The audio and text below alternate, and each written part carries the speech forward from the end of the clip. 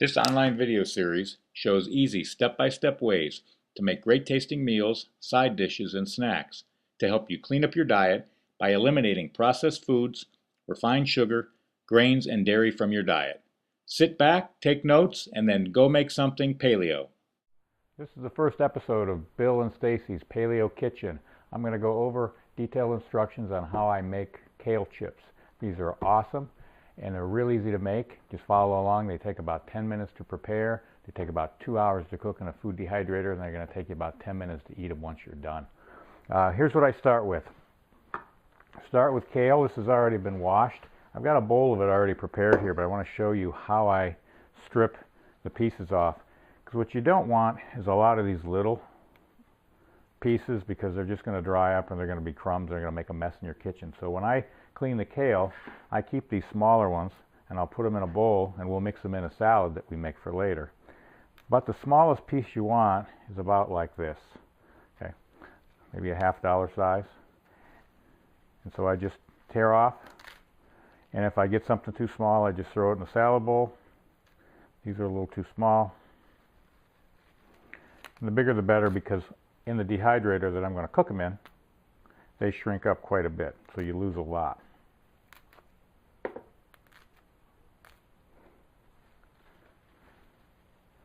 And this even works pretty well with kale that's a little bit wilty. You don't have to have really fresh, crunchy kale, because once it goes into the dehydrator, it's going to crispen up. So at that point, when you might not want to eat it in a salad, it's still good for a chip.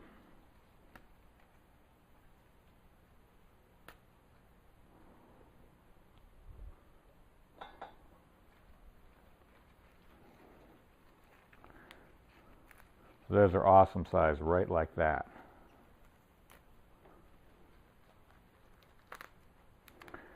So I'm not much of a recipe person. As far as quantities, I just do things by eye. So you're going to watch along here. I'm going to take this. Now, most of this bowl has been dried. This is a little bit wet, so I want to dry these leaves off.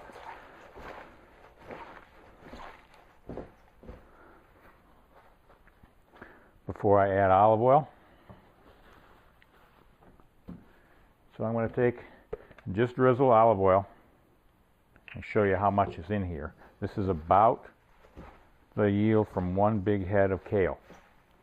And I have about that much extra for a salad of all the small pieces that came off the stem. So I'm going to drizzle, pour some olive oil in. I would guess that it's about a tablespoon there. No more than 2. That's plenty. And then I'm going to take a little bit of kosher salt, a little bit more pepper,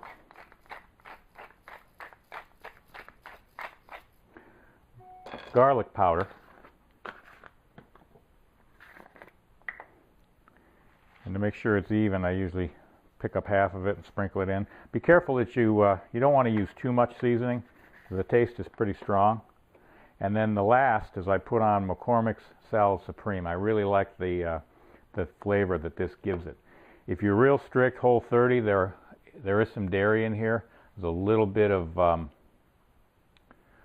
Romano cheese and some cheese cultures, whatever that is, but it's such a small amount that I'm not concerned about it. But if you are strict about the non-dairy, you might want to skip this. I'm just going to put a little bit of this in the lower layer, a little bit more on the top. And then I'm just going to turn this in.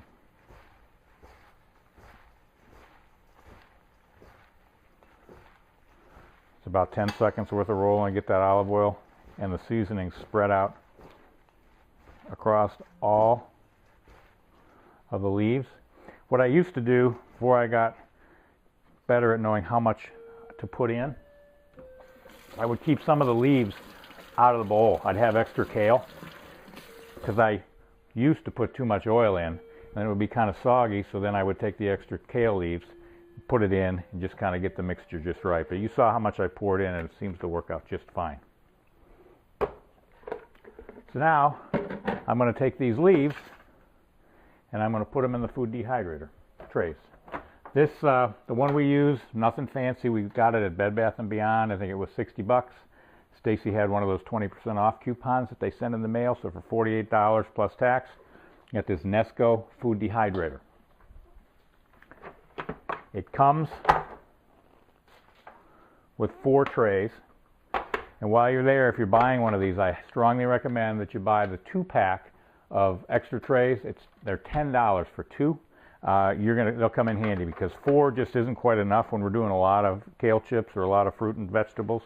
This extra 2 come in handy. So here's what I'm going to do. Start off 1 tray at a time.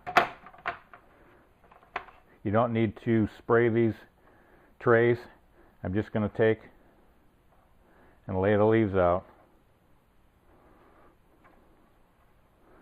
And there's no trick to this. I don't want to have too many because I want to have airflow around all the leaves.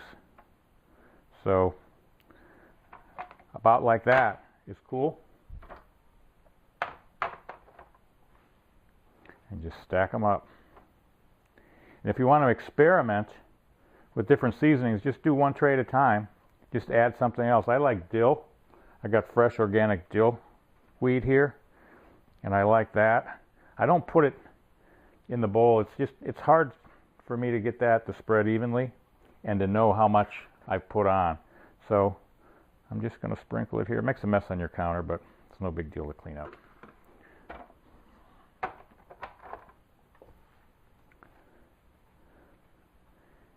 And there's a temperature setting on the dehydrator, and there's a little cheat sheet right on the lid, so you can't forget what temperature.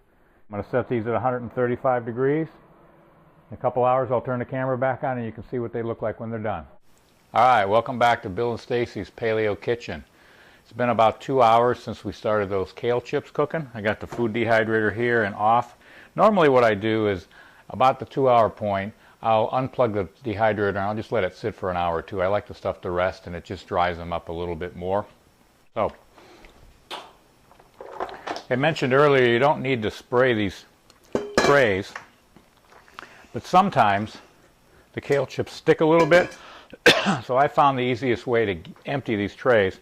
Have a big bowl and just take the trays and turn them over and give them a couple of little taps and it'll clean the crumbs right off. That makes it easier to wash these. They'll just come right off.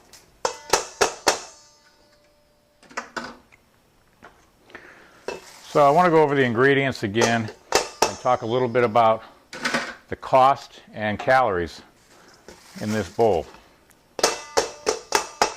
Now I've eaten probably a serving off of this. So this is what it yields. I mentioned to you that it cooks down. Alright, so here you got less than $3 worth of kale. What went in this? We get organic extra virgin olive oil. We get it from Costco. And I had cracked pepper, fresh ground pepper, some dill weed, some of this McCormick Salad Supreme, kosher salt, and garlic powder. And I think if you total all that up, you might be looking at 50 cents tops, 75 cents including the oil. I didn't really season this batch like I've done my last few, but what I would suggest is after you lay it out on the tray, remember when I took the dill and I sprinkled it on, it's real easy to see how much seasoning is on the kale leaves when they're on the tray. If you wait even a half an hour or 45 minutes into the drying, if you try to put any seasoning on it then, or if I try to put it on now, it's not going to stick. These chips are really dry and they're really crispy. So as far as cost, we're looking at total $3.50, maybe $4 for that whole batch. Calories. If I look back how much olive oil I poured in, I probably put closer to 3 tablespoons than 2 in there. Olive oil has about 120 calories per tablespoon, so you're looking between 350, maybe 400 calories tops. Not a whole lot of calories in anything else. It's totally paleo, with the exception of the minor amounts of dairy in the McCormick Salad Supreme. So if you're really strict, skip that. But I think the amount is so small that it's worth getting the little extra flavor. But again, experiment with any seasonings that you like. Again, thank you very much. I hope you enjoyed it, and we will talk to you soon. Have a great day.